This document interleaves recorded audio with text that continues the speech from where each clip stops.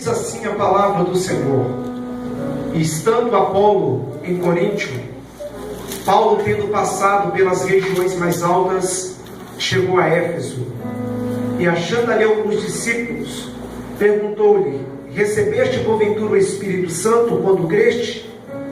Ao que lhe responderam: pelo contrário, nem mesmo ouvimos que existe o Espírito Santo. Então Paulo perguntou: em que, pois, fostes batizado? Responderam: no batismo de João. Disse-lhe Paulo: João realizou o batismo de arrependimento, dizendo ao povo que cresce naquele que vinha depois dele, a saber, em Jesus. E eles, tendo ouvido isso, foram batizados em nome do Senhor Jesus. Aleluia! Impondo-lhe Paulo as mãos sobre ele, veio sobre ele o Espírito Santo, e falavam em línguas como profetizavam, e eram ao todo uns 12 homens. Tomai os vossos assentos, glorificando, exaltando aquele que vive e reina para todo sempre. Queridos, o livro de Atos dos Apóstolos, no seu capítulo 19, no seu verso 1 a seguir, antes de eu falar do livro de Atos dos Apóstolos, no seu capítulo 19, eu gostaria de falar de Atos dos Apóstolos, no seu capítulo 18, no seu verso 1 a seguir. No livro de Atos dos Apóstolos, capítulo 18, no seu verso 1 a seguir, diz que Paulo, ele saiu da cidade de Atenas, e Paulo, ele partiu para a cidade de Corinto. A cidade de Atenas era a cidade do filósofo, era a cidade de Sócrates, era a cidade de Platão e era a cidade de Aristóteles. Quando Paulo, ele escreveu uma carta para Tito em Creta, Paulo citou acerca de um filósofo do século 6 a.C. chamado Péricles.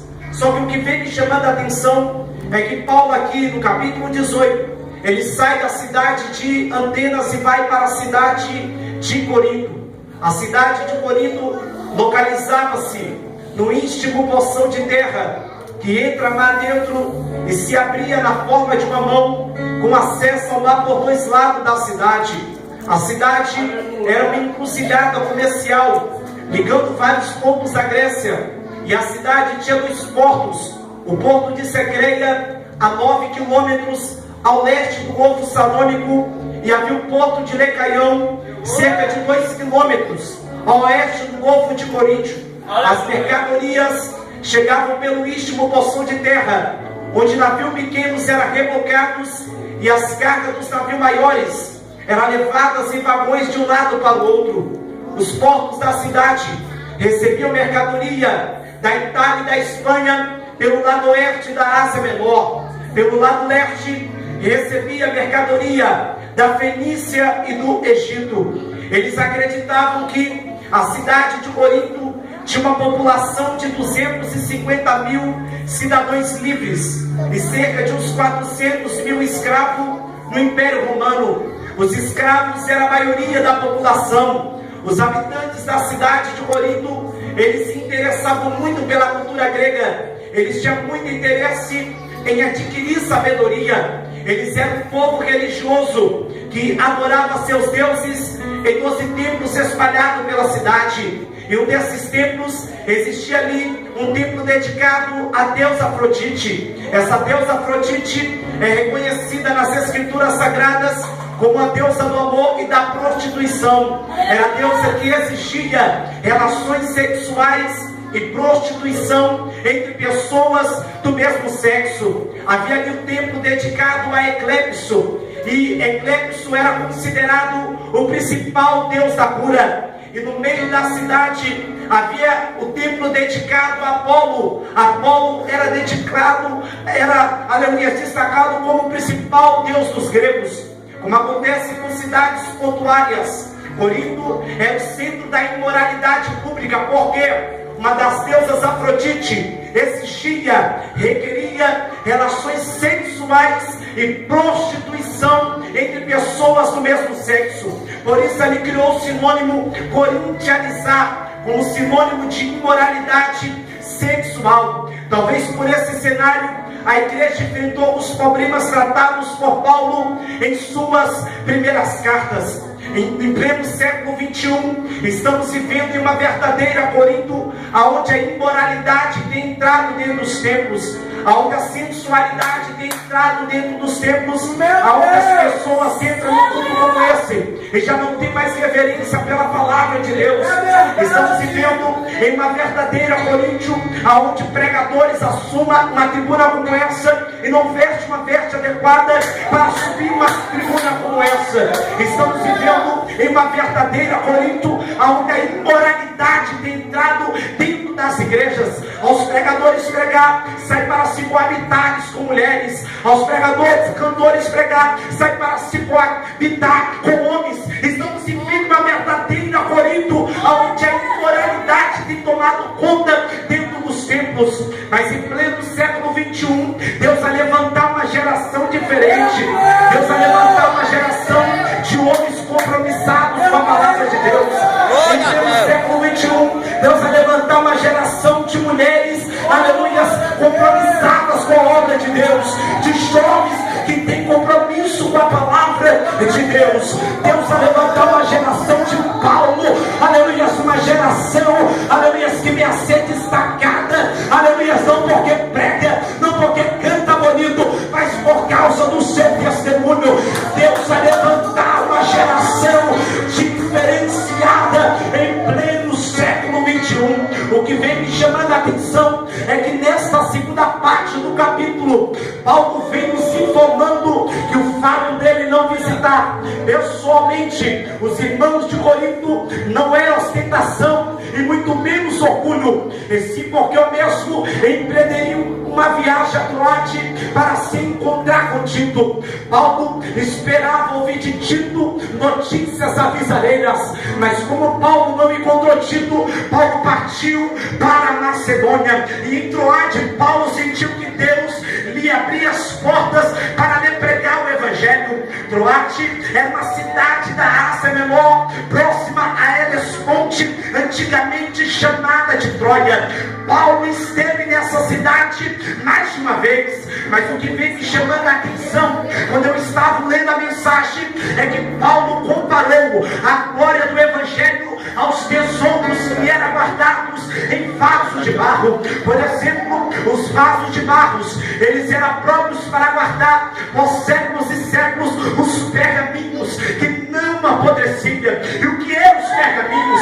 Antes das escrituras sagradas, o papel ele é escrito em dois tipos de material, o papiro e o pergaminho. O papiro era uma planta que crescia juntos aos rios e lagos, cujo caule servia após certa preparação para escritas, e os pergaminhos eram peles de determinados animais especialmente preparados para a escrita. Os pergaminhos tinham cerca de 10 metros de comprimento e era como um rolo compressor a qual era escrito. O que vem me chamando a atenção é que Paulo vem comparando a glória do Evangelho aos tesouros que eram guardados em vasos de barro. E o que era guardado em vasos de barro, irmão Anderson, eram os pergaminhos. Paulo vem dizendo então que o vaso de barro, aleluias, o crente ele é como um vaso de barro, a qual possui os mistérios de Deus. Paulo vem dizendo que o vaso de barro ele tem fragilidades. Paulo vem dizendo que o vaso de barro ele é sensível, porque se o vaso cair ele quebra muito fácil. Se você não tiver um cuidado com o vaso, tem vaso que se você não tiver um cuidado com ele quebra muito fácil. Paulo vem dizendo, irmão Anderson, que não é para nós atentar para a aparência do vaso, mas é para nós olhar para o que é eterno. O que vem chamando a atenção ainda mais dentro das escrituras sagradas, que aleluia, o apóstolo Paulo ele vem dizendo que ele tinha um espinho sobre a sua carne. O que vem me chamando a atenção dentro das escrituras sagradas, que esse espinho na carne de Paulo, alguns historiadores, alguns eruditos acreditam que esse espinho na carne do apóstolo Paulo era, aleluia, uma doença chamada malária, uma cegueira, aleluia, a qual Paulo teve no caminho de Damasco. Eu estava estudando o livro e eu descobri o pastor Hernandes Dias Lopes, ele vem da seguinte maneira, que Paulo, ele respirava ameaças de morte. O que vem me chamando é que o pastor Hernandes Dias Gomes, ele vem dizendo que, aleluia, ele vem comparando o apóstolo Paulo com uma besta fera atrás de uma caça, uma besta selvagem atrás de uma fera, de uma caça. E o que vem me chamando a atenção é que Paulo ou Saulo perseguia a igreja de Cristo. A Bíblia diz que ele foi, aleluia, até Jerusalém para exterminar com os cristãos, para acabar com os cristãos.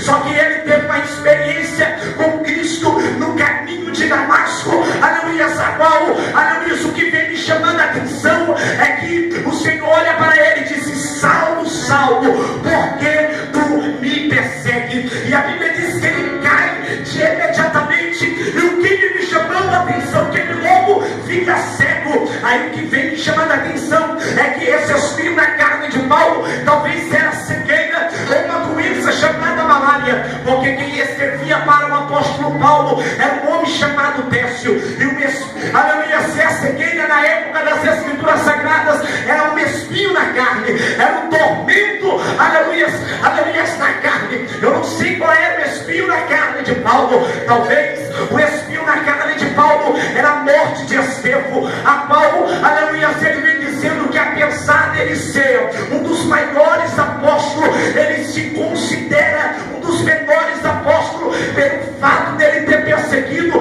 a igreja de Cristo, pelo fato dele ter perseguido os cristãos, pelo fato dele ter matado Estevão. E o que vem me chamando a atenção é que esse espinho na carne de Paulo talvez era a morte de Estevão que ecoava sobre a sua mente. Imagine agora ele lembrando dos fatos, aleluia, da morte, como ele havia, aleluia, o povo estava cometendo crueldade contra o apóstolo de Jesus Cristo chamado Estevão. Eu não sei qual era o espinho na carne de Paulo. Talvez o espinho na carne de Paulo era, aleluia, glória a Deus, quando as mamães entravam no templo com as suas criancinhas, e aleluia, as suas criancinhas olhavam para as suas mamães e diziam: mamãe, cadê papai, mamãe? Será, mamãe, que a gente nunca mais, será que eu nunca mais irei ver papai, mamãe? E Paulo lembrava que ele havia matado o pai dessas criancinhas. Então ele vem dizendo: Senhor, tenho eu, Senhor, um espinho sobre a minha carne, Senhor, isso me incomoda, Senhor, tira esse espinho da minha carne. Aí Deus olha para o apóstolo Paulo e disse: não, Paulo, esse espinho na tua carne, aleluia, é para você lembrar da onde eu te tirei. Esse espinho na tua carne, Paulo, é para você nunca se orgulhar, é para você achar o que você é para você achar que você nunca faz. Esse espinho na tua carne eu não posso tirar. Aleluia, ele disse: mas Senhor, o bem que eu quero fazer, Senhor, este eu não faço, mas o mal que eu não quero fazer, este eu faço. Tira esse espinho da minha carne, Senhor. Eu não sei qual é o espinho que se encontra na tua carne. Eu não sei como você entrou neste templo na noite de hoje. Talvez você entrou nesta noite de hoje com o espinho na tua carne. Mas uma coisa Deus manda te dizer: a sua graça dele te basta, e o seu poder se aperfeiçoa com você.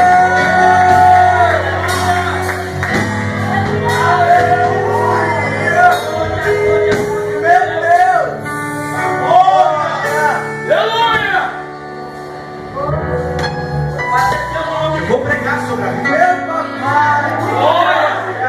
Paulo foi quem primeiro anunciou o Evangelho aos Gálatas. E lhes pregou o Evangelho entre eles, dando a entender que se deteve entre eles devido à enfermidade física. Paulo ele visitou os Gálatas pela primeira vez por volta do ano 51 depois de Cristo, durante a sua segunda viagem missionária. O historiador judeu Flávio Josefo relata que nessa época muitos judeus residiam na Síria, na Galácia, e foi entre os judeus que ele começou a pregar o Evangelho.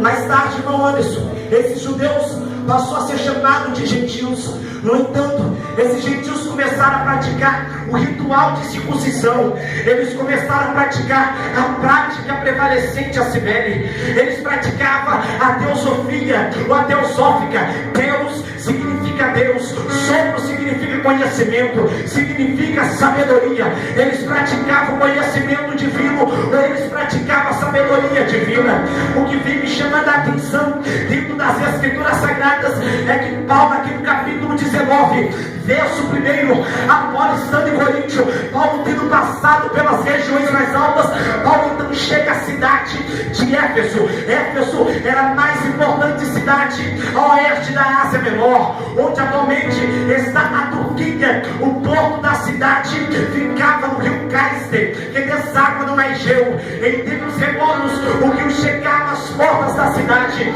mas gradualmente o rio foi sendo aterrado e a cidade passou a ficar, aleluia, a 8 quilômetros do mar. O que vem me chamando a atenção ainda mais é que Éfeso tinha, aleluia, uma população de cerca de 300 mil habitantes na época de Paulo. Servia de rota comercial para o mundo da época. Na cidade foi construído um imponente templo dedicado à deusa romana Diana, ou a mesma Artemis. Já naquela época, uma rodovia costeando ao rio Cálice ligava a Sardes, e uma ramificação ia para Esmina. O que vem me chamando a atenção que em Éfeso as pessoas eram livres para pensar, e foi a cidade de Tales e Heráclito. Havia ali uma rica cultura, havia ali uma, aleluia, profunda filosofia, frutos de pensadores que buscavam conhecer a cidade. Aleluia, era a cidade dos asiarcas, crentes ligados ao culto de Roma e ao imperador de Roma, que aceitará a mensagem de Paulo com simpatia. Por ser uma cidade aberta ao cristianismo, aleluia, por ser uma cidade aberta, o cristianismo floresceu ali. O que vem me chamando dentro das Escrituras Sagradas a atenção é que a igreja de Éfeso, ela era formada, aleluia, por judeus e gentios. Essa epístola, ela foi dirigida aos irmãos de diferentes raças. O estudante deve levar em conta aqui que sempre que a Bíblia fala em gentios, a Bíblia está se falando em povos não judeus, e sempre quando a Bíblia fala em bárbaros, a Bíblia está falando em povos que não falam grego e latim, mas apenas seu idioma lativo. O que vem me chamando a atenção é que em Éfeso havia um templo dessa deusa chamada Artemis, ou a deusa chamada Diana. Esse templo foi queimado por Herostratus na noite que nasceu Alexandre o Grande, em 325 a.C. O que vem me chamando a atenção é que esse templo sendo queimado por esse homem chamado Herostratus, esse templo foi novamente reconstruído, e esse templo sendo reconstruído, esse templo se tornou uma das 7 maravilhas do mundo. O que vem me chamando a atenção é que Paulo utiliza da beleza do templo para falar da igreja, que é um edifício de Deus, cuja a beleza é interior e não exterior. O que vem me chamando aqui a atenção no capítulo 19, aleluia, versículo 1, é que Paulo então, agora estando em Corinto, Paulo tendo passado pelas regiões mais altas, Paulo chegou, aleluia, essa cidade de Éfeso, e ali em Éfeso, Paulo topou com os discípulos. Ele olha para esses discípulos e disse: por acaso vós já recebeste o Espírito Santo? Por acaso vós conhecestes o Espírito Santo? Ele só lhe disse: nós nunca ouvimos falar que haja Espírito Santo. Aí Paulo olha para ele e diz: então em que vós sois batizados? Aleluia. Ele só lhe disse: aleluia, Paulo, nós estamos batizados, Paulo, no batismo de João. Aí Paulo: muito bem, mas o batismo de João é o batismo nas águas, o batismo de João é o batismo de arrependimento, mas João vem dizendo que era para vós crer naquele que viria após ele, que ele não era digno de sequer desatar a sandália dos teus pés. João vem dizendo, aleluia, que ele batizaria com água, mas aquele que viria após ele batizaria com fogo do Espírito Santo. O que vem me chamar a atenção é que Paulo impôs a mão sobre eles e falou: em nome do Senhor Jesus,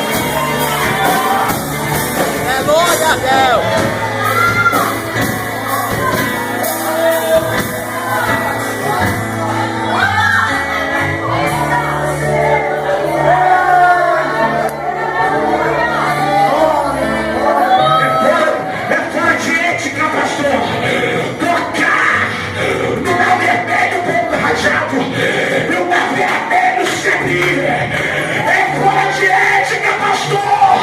Cuspe no olho do cego, cuspe no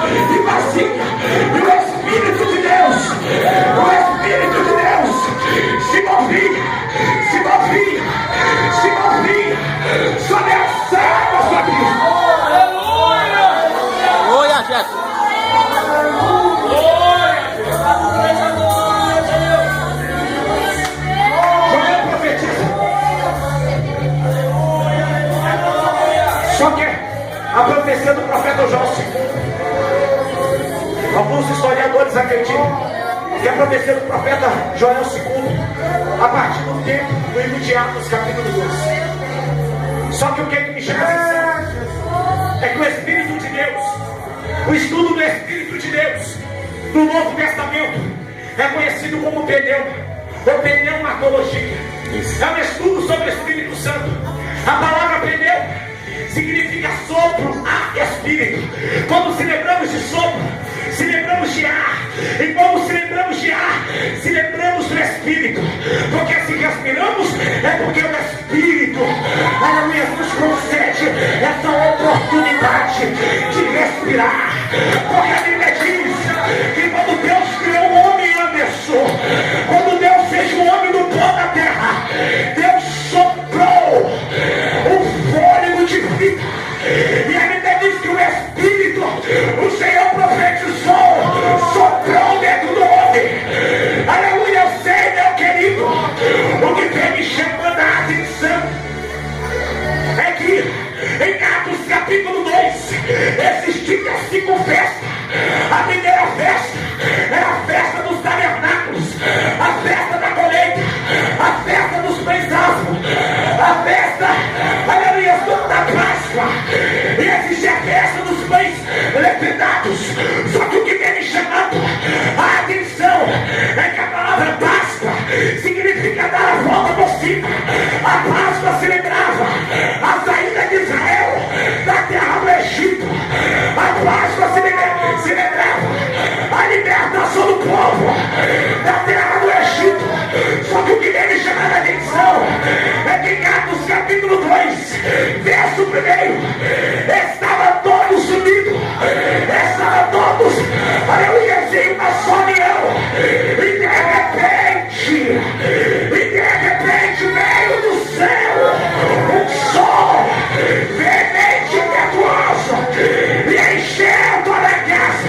E todos que estavam ali, aleluia, começaram a falar em mistério, começaram a falar em mistério. Sabe o que é que me chama a atenção? É que o Espírito de Deus não atua no meio da contenda. O Espírito de Deus não atua em meio à desunião. O Espírito de Deus atua onde há paz. O Espírito de Deus atua onde há união.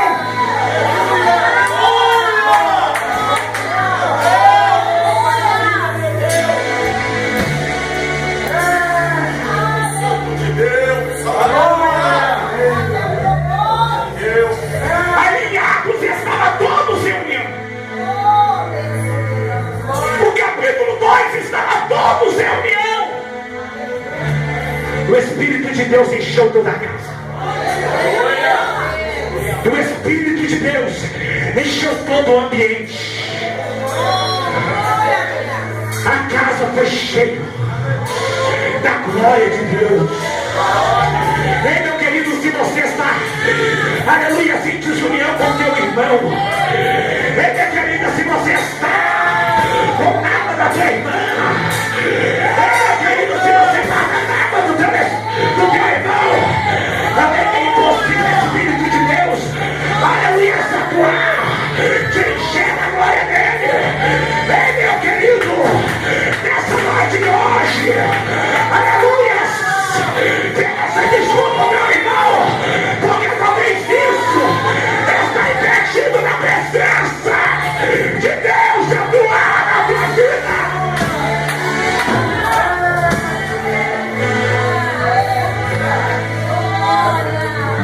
É só viver união do Espírito de Deus. Estão todos unidos, é por isso que a presença de Deus está aqui.